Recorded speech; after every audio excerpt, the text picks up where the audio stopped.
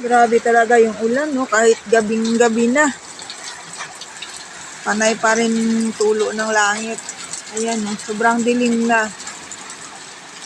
Tapos yung ulan, hihinto, babagsak. Tapos kapag bumagsak, sobrang lakas.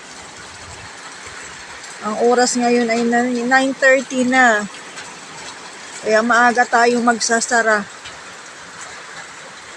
Hindi na maganda ang panahon. Tingnan natin sa labas, guys. Ayan. Sobrang dilim.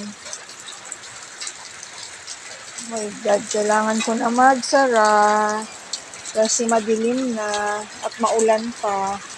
Sobrang sama talaga ng panahon ngayon.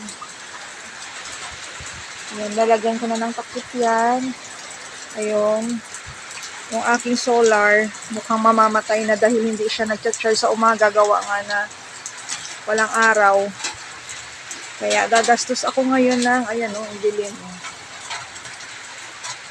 Gagastos ako ngayon ng kuryente kasi itong aking ilaw na di kuryente, yan yung aking magdamag na nakailaw.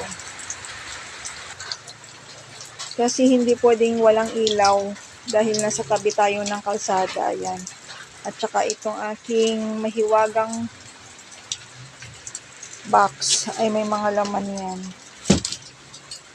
Kaya medyo delikado. Baka pagising natin sa umaga wala ng laman. Ito yung aking mga tube ice. Itong isa, paubos na yan. Ayan.